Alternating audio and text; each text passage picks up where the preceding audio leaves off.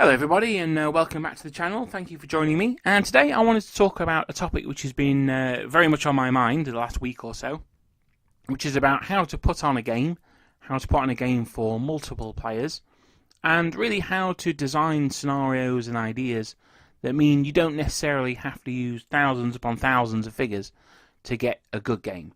So the background of this is that twice a year my club are able to open all day.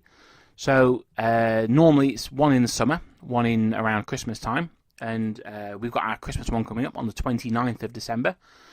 And it normally falls to one of us to put on a large game, usually Napoleonic, just because we get the chance to actually fight a big battle through to its conclusion. This year it's fallen to me, and I just wanted to make a video to sort of go through my process and how I got to the situation I got to, how I picked the battle, the scenario, the forces, things like that, and hopefully show that in order to have a good Napoleonic game, you don't have to necessarily have tens of thousands of soldiers and refight the entire Battle of Borodino or the Battle of Salamanca. You can actually just use the figures that you've got and have a good, historically accurate game about that. That said, I hope those of you who've seen my videos and know my channel know that I'm absolutely not necessarily a stickler for historical accuracy. My bicorn wearing Frenchmen have fought quite happily against 1815 Prussians in the same way as my armoured Carabiniers have fought in Spain. So there's absolutely not necessarily a problem in of itself for doing unhistorical or ahistorical things, but this is a case where I hope this will appeal to people who are more interested in that historical aspect to the gaming and how they can get the most out of their collection of figures without necessarily feeling that they need to spend tens of thousands of pounds and buy tens of thousands of figures in order to do so. And for those who aren't necessarily so interested in recreating the historical battles, maybe this video will give you a second look or a different opinion on how that can be a viable thing to do as well. So I think the first and most important thing to do is to understand what forces you have available to you. So that's what armies you own and what armies your opponents own, and how big those armies are, how many different of the troop types you've got and things like that. So, for instance, there's no point in saying, yeah, you know what, I'm really interested in refighting the Battle of Austerlitz if you've got a French army and your opponent's got a British army. You could maybe do the game of, well, what would have happened at Austerlitz if instead of the Russian-Austrian alliance, it had been British troops there instead? That might be quite an interesting alternative scenario. But what I want to focus on today, really, is how we put together those historical games. So in order to do that, the first thing for me is that you've got the figures. Now, I want when sort of saying this, there's obviously a different uniform for troops throughout the period. So for argument's sake, your pre-1809 Austrians, they may be wearing helmets. The ones after that might be wearing shakos, or the French, they start off in bicorns, end up in shakos, and so on and so forth. I'm personally less concerned about that. What I'm talking more about here is just the nations and the troop type. So if your opponent's got a Russian army, but he's got no cavalry, then maybe it's not a great idea to do a part of a battle that involves a lot of Russian cavalry, for argument's sake. So it's about, cutting the cloth to meet your pattern, really. It's about finding what armies you've got, your opponent's got, and then coming together for a scenario for that. So in my instance, I've got quite a large British army, I've got a very large French army, and I've also got a very large Russian army and a medium-sized Austrian army. My opponent, I know he's got a very large French army and a very, very, very large Austrian army. So it seems to me that the most obvious route to go down here was one of the battles between France and Austria. Now, luckily for us, there were a lot of battles between France and Austria. So it's more about narrowing it down to a historical period or a historical battle or the aspect of a battle that I'm particularly interested in.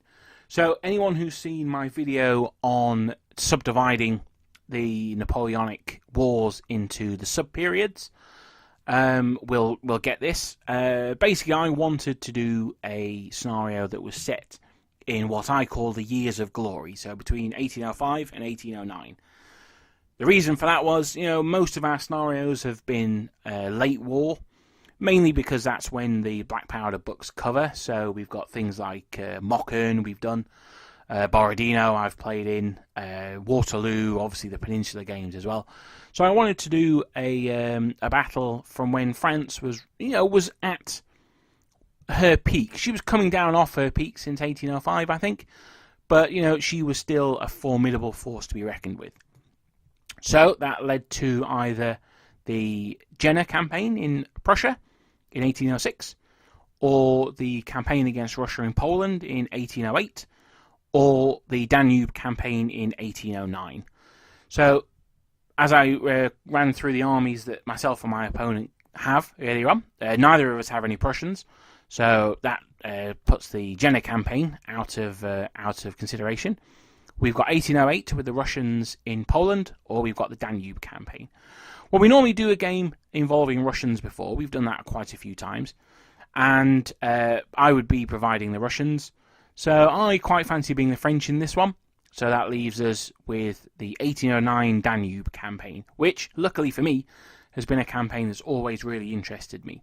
There's a lot of aspects to it that I really like. The reforms of Archduke Charles to the Austrian army mean that they performed a lot better than previous Austrian armies. The previous ones were a bit plodding and slow and tended to get absolutely thrashed by Napoleon.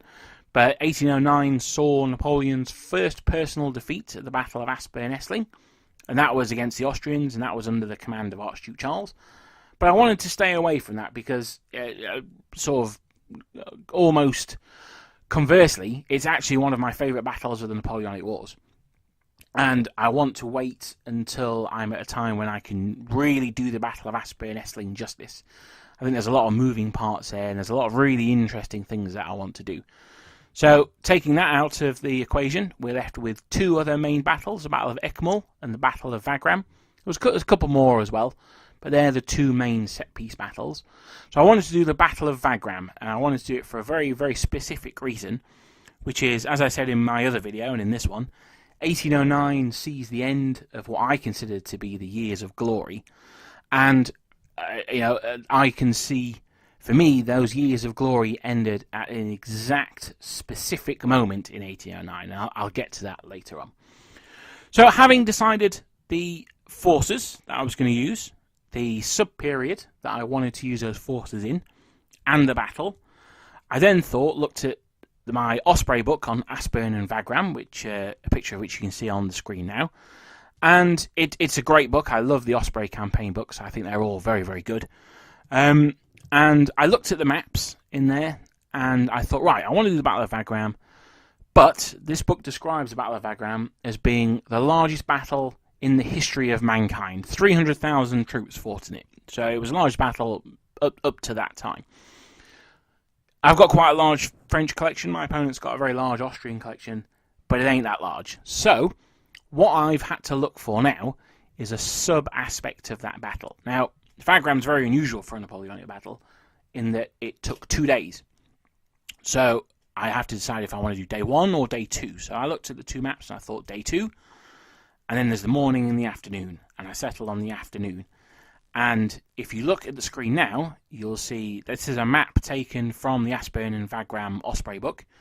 One that I've drawn the super professionally drawn blue box around the aspect there. And that's because that's the actual part of the battle that I wanted to concentrate on. So it's Oudinot's corps versus, and I'm going to absolutely massacre this pronunciation, I think it's Hollenhauser. So apologies to any German listeners who are cringing at my pronunciation of it there. But that's the central part of the Battle of Wagram. That's the very middle of the battle. And it's also fairly easy to block that off from the rest of the battle as well. You've got the stuff going off over at the left with MacDonald, and you've got the stuff on the right with Friant and Grouchy. So the middle there the actual attack on Baumersdorf and the Wagram itself, which was the name for quite a large plateau that overlooked the Danube plain there. That battle itself was full of incident, and I thought it was quite an interesting aspect to do. So that's what the battle is going to be. It's going to be the attack on Baumersdorf and the Wagram itself. And I just wanted to make this first video, this is going to be the first of a two-part video, just on how I selected the battle and what part of the battle I was going to use. The second part of the video, which I'm hoping to upload either the same day or the day after, is going to be how I go about turning that historical campaign into a Black Powder game.